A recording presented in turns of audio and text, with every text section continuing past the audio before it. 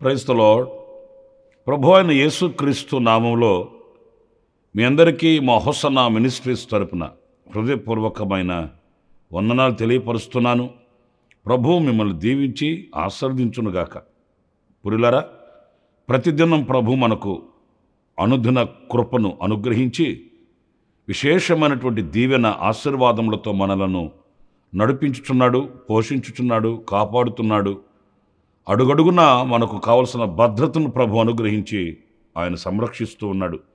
అందుకే ఆయనకి కృతజ్ఞులమై ఆయనకు శిరస్సు వంచి నమస్కరించబద్ధులం. ఆయన పరిశుద్ధ నామాన ఆయనను ఆరాధించబద్ధులం.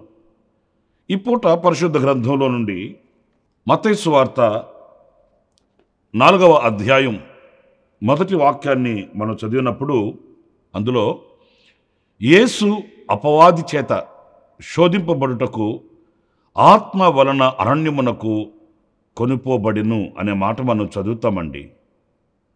ఇక్కడ మనకు ఆశ్చర్యాన్ని కలిగించే మాట ఏంటంటే, ఆయన పరిశుద్ధుడైన దేవుడు, సర్వశక్తి గల దేవుడు, సర్వాంతర్యామి. ఒక్క మాటలో చెప్పాలంటే ఈ సృష్టి అంతటికీ కూడా ఆయనే ఆధారభూతుడు, కారణజన్ముడు. ఆయన నోటి మాట వలన ఈ సృష్టిలో సమస్తం కూడా కలిగాయి. అంతటి సర్వశక్తి కలిగిన దేవుడు మనం ఆరాధించే మన ప్రభువు. అయితే ఇక్కడ విశేషమైన మాట ఏంటంటే, ఆయన అపవాది చేత శోధింపబడుటకు అరణ్యమునకు కొనిపోబడ్డాడు అనే మాట మనం గమనించినప్పుడు ఆశ్చర్యమే కలుగుతుంది. అపవాది ఆయనను కూడా శోధించుటకు అరణ్యమునకు కొనిపోబడ్డాడా అంటే సాతానికి అంత శక్తి ఉన్నదా అనే ప్రశ్న మనకి ఇక్కడ తలెత్తుతుంది.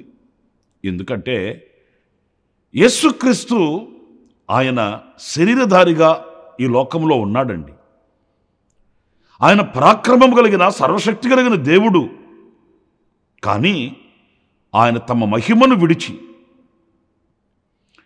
మానవుని స్వరూపము దాల్చి ఆయన దాసునిగా ఈ లోకానికి దిగివచ్చి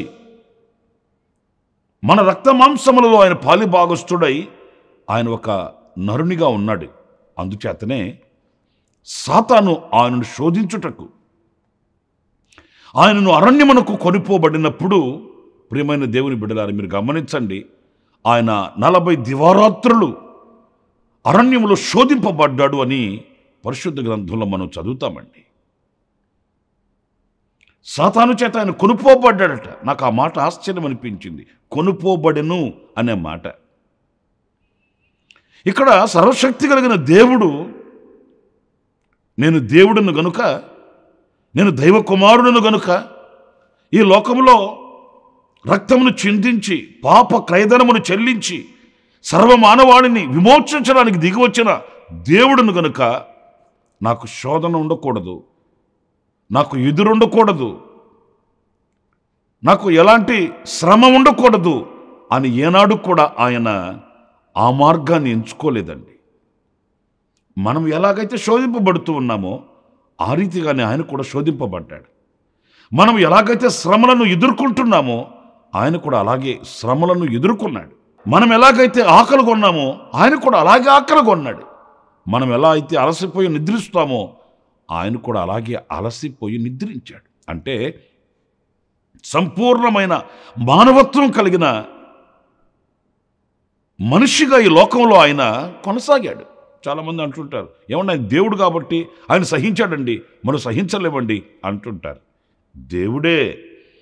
దేవుడు ఎలా బ్రతికాడు ఈ లోకంలో అనంటే, ఆయన మన రక్త మాంసములు పంచుకొనిన వాడై మన వల్లే ఆయన జీవించాడు. మనకు కలిగిన సమస్తం ఆయనకు కూడా వచ్చాయి. కానీ వాటిలన్నింటినీ ఆయన అధిగమించగలిగాడు, జయించగలిగాడు. మనము కూడా జయించగలము అనే నిర్ధారణను, విశ్వాసాన్ని ఆయన మనకు కలిగించాడండి. నేను దేవుడిని కనుక నేను చేశాను, మీరు చేయలేరు అనలేదు. మీరు కూడా ఇదిగో ఇలాగూ నేను జయించవచ్చు. మిమ్మల్ని సాతాను శోధించుటకు మిమ్మల్ని కొనిపోయినప్పుడు మీరు కూడా ఇలాగున నడిపించబడిన వారై మీరు కూడా ఈ శోధనను జయించవచ్చు అని మనకంటే ముందుగా మన ప్రభువు అడుగులు వేశాడు. ఆయన మనకంటే ముందుగా నడిచాడు, మాదిరిగా ఉన్నాడు. ఆయన మనకు సమస్తమును కనుపరిచాడు. నా ప్రియమైన వారులను గమనించండి. ఎవరైనా బలము కలిగిన శూరులుగా ఉండాలని, శక్తి కలిగిన సామంతులుగా బ్రతకాలని ఆశిస్తారు. కానీ మన ప్రభువు అయిన యేసుక్రీస్తు మనిషి బలహీనుడై ఉన్నాడు. ఆ బలహీనుడు బలవంతుడుగా ఉన్నటువంటి సాతానుని జయించాలి. జయించుటకు కావలసిన పూర్ణమైన బలమును ఎలా పొందుకోవాలి, ఎలా వారిని సాతానుని జయించాలి అనే ఒక గొప్ప ప్రణాళికను మన ఎదుట ఆయన ప్రత్యక్షపరిచాడు. ఎలా సాతాను యొక్క తంత్రములను అధిగమించాలి ఆయన ప్రత్యక్షపరిచాడు. ఏదో ఆయన పరలోకంలో కూర్చొని భక్తులారా ఈ మార్గంలో వెళ్ళండి, ఆ మార్గంలో వెళ్ళండి, ఎలా జయించండి, అలా జయించండి అని మాట మాత్రం సెలవిచ్చిన వాడు కాదు ఆయన. ఎలా జయించవలెనో, ఎలాంటి శోధనలు మనకు లోకంలో వస్తాయో, ఎలాంటి అరణ్యానికి మనం కొనుక్కోవలసి వస్తుందో ఇవన్నీ సాక్షాత్తు కంటికి కట్టొచ్చినట్లుగా ఆయన చూపెట్టాడండి. అరణ్యం అంటే ఎలా ఉంటుంది? అదొక శూన్యం కదా. అక్కడ రక్త సంబంధాలు, బంధుమిత్రాదులు, ఇరుగు పొరుగు వాళ్ళు, స్నేహితులు, ఇంకా మనకు కావలసిన ధనము, బలము అక్కడ ఏమీ కనిపించదండి. అరణ్యం ఒక శూన్యం. అది కంటి చూపు మేరలో ఏ నరమాత్రుడు కనిపించడు. ఒంటరి అనుభవం అది, ఏకాకి జీవితం అది. కానీ అలాంటి ఒంటరితనంలో యేసయ్య ఒక్కడే నిలిచి సాతానుని ఎదిరించాడు, సాతానుతో పోరాడాడు. మీరు ఇదే 4వ అధ్యాయంలో 11వ వాక్యంలో చదివితే ఏముంటుంది అక్కడ? అంతటా అపవాది ఆయనను విడిచిపోగా ఇదిగో దేవదూతలు వచ్చి ఆయనకు పరిచర్య చేసిరి అనే మాట చదువుతామండి. ఆయన ఆ అరణ్యానికి కొనుక్కోబడిన వాడై అక్కడ సాతానుని జయించాడు, సాతాను తంత్రములను జయించాడు, వాడి ఆలోచనలు జయించాడు. ఆ పిదప దేవదూతలు వచ్చి ఆయనకు పరిచర్య చేశాయట. నిజమే. ఈరోజున మన వ్యక్తిగత అనుభవాలలో కూడా ప్రియులరా ఒక మాట, అదేంటంటే మనం అరణ్యమునకు కొనిపోబడిన అనుభవాలలో ఒక విజయవంతమైన బ్రతుకుని మనం సంపాదించాలి, సాధించాలి. ఆనాడు దేవదూతల పరిచర్య మనకు కలిగినట్లుగానే ఒక గొప్ప ఘనత మనకు కలుగుతుంది, మెప్పు మనకు కలుగుతుంది. యేసుక్రీస్తు బాప్తిస్మం పొంది ఆయన ఒడ్డుకు రాగానే ఆయన ప్రార్థించుచుండగా వాక్యంలో వ్రాయబడిన మాట అండి, పరలోకములో నుంచి ఒక స్వరం, ఇదిగో ఇతడే నా ప్రియ కుమారుడు, ఇతని యందు నేను ఆనందించుచున్నాను అనే ఒక స్వరం పావురము వలె దేవుని ఆత్మ ఆయన మీదకు వచ్చి వ్రాలెను అని పరిశుద్ధ గ్రంథంలో మనం చదువుతామండి. పరిశుద్ధాత్మ చేత నింపబడిన ప్రభువు ఆయన అరణ్యమునకు కొనిపోయి ఆయన ఆ శక్తి చేత, ఆ పరిశుద్ధాత్మ బలము చేత సాతానుని ఎదిరించాడు, జయాన్ని పొందుకున్నాడు, దైవ కుమారునిగా రుజువుపరుచుకున్నాడు. ఆ మార్గాన్ని మన కొరకు ఆయన సిద్ధపరిచి వెళ్ళాడు. కనుక ఈ అరణ్య పోరాటాలలో, ఈ అరణ్య మార్గములో, ఎడారి వంటి శూన్యములో, దిక్కు దశ తెలియని పరిస్థితుల్లో ఒకవేళ మనం ఎదుట నిలిచినప్పటికీ కూడా అవి మనం జయించడానికి కానీ ఓడిపోవడానికి కాదు, అలసిపోవడానికి కాదు అనే విషయాన్ని మనం గుర్తించాలండి. తుది శ్వాస వరకు మనం పోరాడాలండి. ఆఖరి క్షణము వరకు విశ్వాసాన్ని వీడకూడదండి. విశ్వాస వీరులమై ప్రభు కొరకై మనం సాక్షిగా నిలవాలండి. మరొక మాట కూడా నేను పరిశుద్ధ గ్రంథంలో మీకు జ్ఞాపకం చేస్తాను. యేసుక్రీస్తు ఒక చరిత్రను గురించి చెప్పాడు. ఆ చరిత్రలో ఇద్దరు కనిపిస్తారండి, ఒక పేదవాడు, ఒక గొప్పవాడు. ఆ చరిత్ర మనం చదువుతున్నప్పుడు ఆశ్చర్యాన్ని కలిగించే మాట ఏంటంటే, గొప్పవాడు, సమృద్ధి గలవాడు, తనకు ఏం కావాలనో అవి సంపాదించుకున్నాడు. ఎంత కావాలనో అంత కూడగట్టుకున్నాడు, మూటగట్టుకున్నాడు. తను ఆశించింది అతడు భుజించాడు, సంతోషంగా సమృద్ధితో బ్రతికాడు. అక్కడే ఒక పేదవాడున్నాడు, అతని పేరు లాజరు. అతడికి అంత ఆస్తి లేదు, అంత సమృద్ధి లేదు, తినడానికి కూడా లేని పరిస్థితులలో అతడు వ్యాధి చేత నలగగొట్టబడుతూ కుక్కలు వచ్చి అతన్ని శరీరాన్ని నాకుతున్న అనుభవాలలో ఎంతో పేదరికంలో పురిలరా దేవునికి నమ్మకంగా బ్రతికాడు, దేవుని దృష్టిలో నిలిచాడు. తనకు కలిగిన ఆ పేదరికంలో కూడా విశ్వాసాన్ని కాపాడుకున్నాడు. కానీ ఆశ్చర్యమైన సంగతి ఏంటంటే మరణం అనేది అందరికీ తథ్యం. అది మర్యాద లేని మరణం. చిన్నవానికి పెద్దవానికి అందరికీ వస్తుంది. పురులారా వారిద్దరికి మరణకాలం వచ్చింది.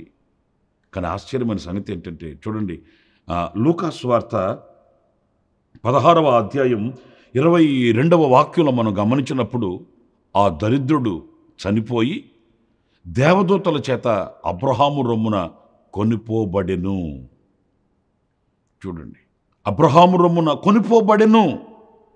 ధనవంతుడు కూడా చనిపోయి పాతిపెట్టబడెను.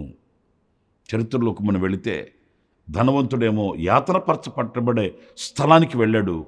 లాజరు అబ్రహాము రొమ్మున ఆనుకొని ఆయనతో విశ్రాంతిగా ఉన్నాడట. ఈ చరిత్రలో మనం నేర్చుకోవలసింది ఏంటి అంటే ఈ లోకంలో ఉన్న ఐశ్వర్యం పరలోకానికి రాదండి. ఈ లోకంలో ఉన్న ఆధిక్యతలు, ఆధిపత్యాలు, పదవులు పరలోకానికి రావండి. ఈ లోకంలో మనం అధికారము కలిగిన వారమై, ఆధిపత్యము కలిగిన వారమై ఈ స్థితినే పరలోకములో కలిగి ఉంటాము అని మనం భ్రమపడకూడదండి. ఇహలోకమందు ధనవంతులైన వాళ్ళు దేవుని రాజ్యంలోనికి ప్రవేశించలేకపోవచ్చు. కానీ ఇహలోకమందు దరిద్రులైన వారు, ఆ మాట చూడండి, వాక్యంలో అదే వ్రాయబడి ఉందండి. ఆ దరిద్రుడు చనిపోయి, ఈ లోకం సంబంధంగా ఈ లోకంలో అతడు దరిద్రుడే, కానీ పరలోకమందు అతడు ధనవంతుని కంటే శ్రేష్టమైన వాడండి, గొప్పవాడండి. ఈ పాఠం, ఈ వాక్యంలో మనం నేర్చుకోవాల్సిన పాఠం అదే. మనము దేవదూతల చేత కొనిపోబడాలి. ఐశ్వర్యం చేత ఈ లోకంలో మనం బ్రతకవచ్చు. ఎన్నో ఆస్తులు, అంతస్తులు, భోగభాగ్యాలు మనం సంపాదించుకోవచ్చు. ఇవి మనల్ని పరలోక రాజ్యానికి కొనిపోలేవండి. మనుష్య మాతృలైతే ఈ లోకంలో మన హంగులు రంగులు చూస్తారు, కులగోత్రాలు చూస్తారు, ఆధిక్యతలు, ఆధిపత్యాలు చూస్తారు. కానీ పరలోకమందున్న దేవుడు అవి ఏవి చూడడు. మన నమ్మకత్వాన్ని చూస్తాడు, మన విశ్వాసాన్ని చూస్తాడు, మన నిరీక్షణను చూస్తాడు, మనలో ఉన్న పవిత్రతను చూస్తాడు. ఒళ్ళు గుల్లైపోయి శరీరం క్షీణించిపోతున్నా కూడా అతడు క్రీస్తు సరళతలోంచి, దైవ సరళతలోంచి తొలగినవాడు కాదు. విశ్వాసాన్ని కాపాడుకున్నాడు. అతనిలో ఉన్న విశ్వాసము, నిరీక్షణ, ప్రేమ, పరిశుద్ధత ఇవన్నీ కూడా అవి ఘనమైనవి, శ్రేష్టమైనవి, ఈ లోకంలో ఉన్నతమైనవి గనుక దేవదూతలు వచ్చి అతనిని కొనిపోయారట. నిజమే. ఈరోజు మనము ఆ దర్శనం లేకపోతే, ఆ దూరదృష్టి మనకు లేకపోతే ఈ లోక సంబంధంగా మనం కూర్చుకుంటామే కానీ పరలోకమందున్న వాటిని మనం కూర్చుకోలేమండి. ఈరోజు మనిషి పోకడ ఎలా ఉందంటే ఈ లోకంలో ఉన్న వాటి మీదనే దృష్టి కలిగి అవి సంపాదించాలి, ఇవి సంపాదించాలి, అంత కావాలి, ఇంత కావాలి, ఓ రాత్రి పవళ్ళు రెక్కల మొక్కలు చేసి వాటి కొరకు ప్రయాసపడుతున్నాడు. కానీ ఒక రోజున ఈ లోకాన్ని నేను విడవాలి. ఈ లోకాన్ని విడిచిన తర్వాత నన్ను ఎవరు కొనిపోతారు? పరిశుద్ధ గ్రంథంలో ఒక వ్యక్తి ఉన్నాడండి. ఆయన చాలా సంపాదించుకున్నాడట, కొట్లన్నీ నింపుకున్నాడట. ఆఖరికి తన ప్రాణంతో తను ఏం చెప్పుకున్నాడు? నా ప్రాణమా, తిను, తాగు, సుఖించు, తరతరాలకి కావాల్సింది నేను నీ కొరకు సమకూర్చి పెట్టానని తన ప్రాణంతో చెప్పుకుంటే ప్రభు చక్కటి మాట, వెర్రివాడా. వెర్రివాడా అంటే మన పరిభాషలో పిచ్చివాడా. ఈ రాత్రి నీ ప్రాణాన్ని వారు కోరుకొనుచున్నారు. ఎవరు వాళ్ళు? అతనిని కొనిపోయేవాళ్ళు. ఎవరు వాళ్ళు? దేవదూతల దేవదూతలు కొనిపోతే పరలోక రాజ్యానికి ఏరతాడు కదా అతను. పరలోక రాజ్యానికి దేవదూతలు కొనిపోతారు. మరి తన ప్రాణాన్ని సుఖపెట్టుకొని ఈ లోకమట్టుకే ధనవంతునిగా కొనసాగాలనుకున్న ఆ వ్యక్తిని దేవదూతలు కాదండి, మరి వారి సైన్యం వేరు కదండి, వాళ్ళు వచ్చి అతనిని కొనిపోయారట. అతడు అగ్నిలో వేయబడ్డాడు, యాతనపరచపెట్టబడ్డాడు. అది బహుఘోరమైన పరిస్థితి అండి. గనుక నా ప్రియమైన సహోదరులారా, ఈ వాక్యంలో మనం గమనిస్తున్నాము, లాజరు పేదవాడే, కానీ ఆ పేదవాడిని దేవదూతలు కొనిపోయారు అన్నప్పుడు ఈ రోజున మన బ్రతుకుల్లో మనం ఏదో కోల్పోయాము అని అనుకోకూడదు. నేను ఎంతో సంపాదించుకోలేకపోయాను అని అనుకోకూడదు.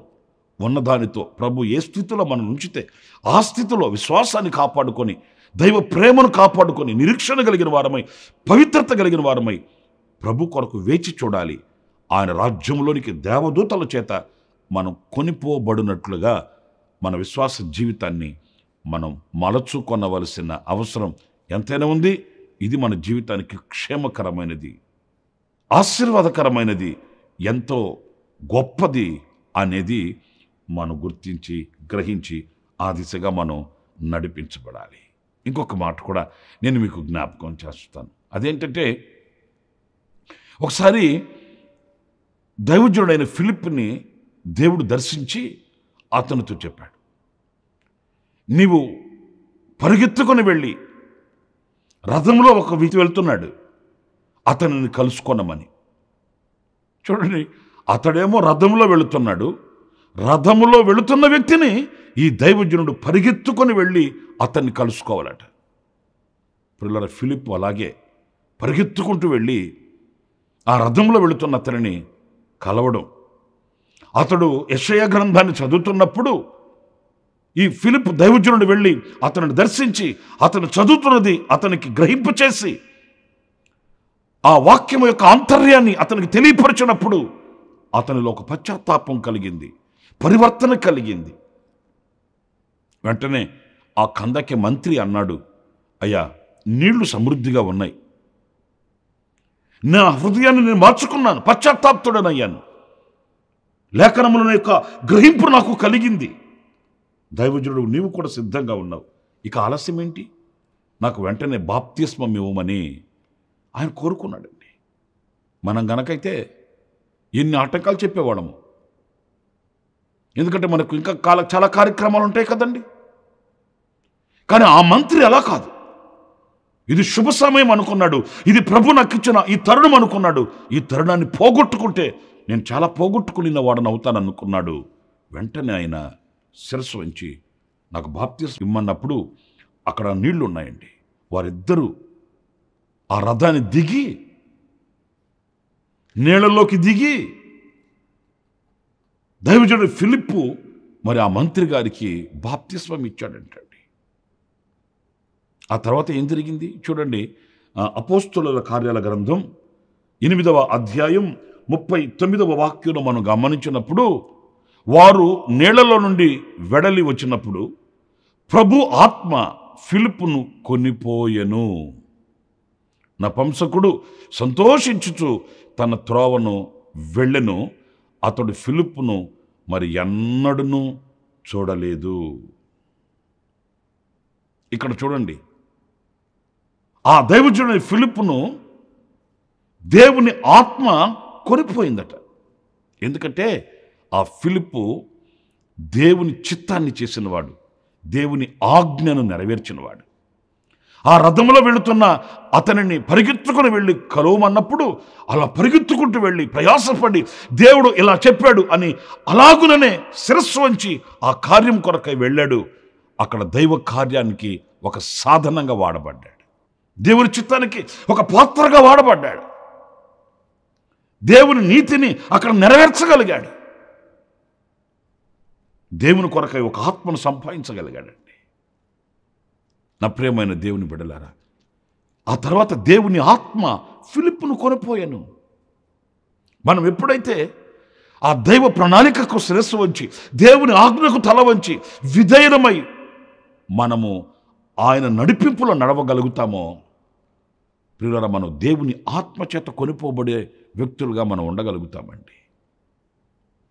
మనకున్న పెద్ద మంచి అలవాటు ఏంటంటే దేవుడు వద్దు అంటే మనం కావాలి అంటాం, ప్రభు కావాలి అంటే మనం వద్దు అంటాం, ప్రభు వెళ్ళమంటే మనం ఉండిపోతాం, ప్రభు ఉండమంటే మనం వెళ్ళిపోతాం. అన్నీ కూడా మనకు వ్యతిరేకమే. దానికి ఎన్నో కారణాలు మనం చెప్తాం. అందుకే ఈ రోజున ఆ దైవ ఆత్మ పూర్ణమై ఆ దేవుని ఆత్మ చేత మనం నడిపించబడలేని వ్యక్తులుగా మారిపోతున్నామండి. నా ప్రియులారా, ఫిలిప్ అలా కాదు. అది ఎంత కష్టమైన ఎంత భారమైన ప్రభు చెప్పాడు, నేను వెళ్ళాలి, దేవుని చేత వాడబడే పాత్రగా నేను ఉండాలి. రథము వెంట వెళుతున్న అతన్ని పరిగెత్తుకొని వెళ్ళి కలవడం అంటే సాదాసీదా ఏం కాదండి. అయినా అతను ఒక దైవజనుడు, గొప్ప దైవజనుడు. ఏమండి, ఆయన రథంలో వెళుతున్నాడు, నేను పరిగెత్తుకొని వెళ్ళి ఆయన కలిస్తే ఏం బాగుంటుంది, నాకు విలువ ఉంటుందా, నాకు ఘనత ఉంటుందా, నన్ను మరల భావి, ఇలాగా ఎన్నో చెప్పచ్చండి. అలా ఏం చెప్పలేదు. అంత విధేయుడు గనుక దేవుని ఆత్మచేత అతను కొనిపోబడ్డాడు. ఈరోజున మన వ్యక్తిగత అనుభవాలని సరిపోల్చుకుంటే మనం దేవుని వాక్యానికి, దేవుని ఆజ్ఞలకు, దేవుని చిత్తానికి, దేవుని ప్రణాళికకు ఎంత విధేయులమై దేవుని చేత వాడబడే సాధనాలుగా మనం ఉండగలుగుతున్నామో, ఆయన పాత్రగా మనం బ్రతకగలుగుతున్నామనేది ఒక ప్రశ్నగా మనం వేసుకోవాలి. మనలో ఒక పరివర్తన కలగాలి. ఆనాడే మనము కూడా, ఆనాడు ఫిలిప్పును దేవుని ఆత్మ ఎలా కొనిపోయిందో అలాగునే మనం కూడా కొనిపోబడే ఒక ఆధ్యాత్మికమైన విలువ కలిగిన వ్యక్తులుగా మనం బ్రతకగలుగుతాము. అలాంటి కృప దేవుడు మనకు అనుగ్రహించునుగాక. 3 విషయాలను మీతో చెప్తూ వచ్చాను. దేవుని ఆత్మచేత అరణ్యమునకు కొనిపోబడ్డాడు మన ప్రభువైన అయిన యేసుక్రీస్తు. దేవదూతల చేత అబ్రహాము రొమ్మున కొనిపోబడ్డాడు లాజరు. దేవుని ఆత్మచేత కొనిపోబడ్డాడు ఫిలిప్పు. ప్రియులారా, మరి మనము కూడా ఇలాంటి అనుభవాలలో కొనిపోబడే ఆధ్యాత్మికమైనటువంటి స్థానానికి మనం ఎక్కి వెళ్ళవలసి ఉంది. అలాంటి కృప దేవుడు మనందరికీ ప్రసాదించుగాక. ఆమేన్. తలలు వంచండి, చిన్న ప్రార్థన చేసుకుందాం. కృపా సత్య సంపూర్ణుడ జీవాధిపతి అయిన ప్రభువా, మీకు వందనాలు చెల్లిస్తున్నాను. నాయనా, కొనిపోబడే ఆ ఉన్నతమైన అనుభూతిని ఇదిగో ఈ మాటలు వింటున్న ప్రతి ఒక్కొక్కరిని కలిగి ఉండడానికి సహాయం చేయండి. ఏదో రక్షింపబడ్డాము, బాప్తిసం పొందాము, పరిశుద్ధాత్మను పొందాము అని చెప్పుకోవడం కాదు. ప్రభు, ఆనాడు మీరు అరణ్యమునకు కొనిపోబడిన వారై సాతాను ఆలోచనలు జయించినట్లుగా లాజరు విశ్వాసాన్ని కాపాడుకొని అబ్రహాము రొమ్మును కొనిపోబడిన వాడై విశ్రాంతి పొందినట్లుగా ఫిలిప్పు కథ కొనిపోబడి దైవ కార్యములను రుచి చూచిన వాడై ఆత్మచేత కొనిపోబడినట్లుగా మా వ్యక్తిగత బ్రతుకులలో అలాంటి అనుభూతిని మేము అన్వయించుకొని బ్రతకడానికి సహాయం చేయమని మమ్మల్ని మీ చేతులు సమర్పించుకుంటూ యేసు ప్రశస్త నామములో ప్రార్థన చేసి వేడుకొనుచున్నాము తండ్రి. ఆమేన్, ఆమేన్, ఆమేన్. ప్రభు మిమ్మల్ని దీవించి ఆశీర్వదించునుగాక. విశేషమైన కృప నా దేవుడు ఈ దినమంతా మీకు ప్రసాదించునుగాక. ఆమేన్. ప్రతి దినము ఈ అనుదిన కృపాను సందేశాల కొరకు, ఇంకా మరిన్ని ఆత్మ సంబంధమైన సందేశాల కొరకు ఈ మా యూట్యూబ్ ఛానల్ ని సబ్స్క్రైబ్ చేసుకోండి. Pastor Ramesh, hosanna ministries.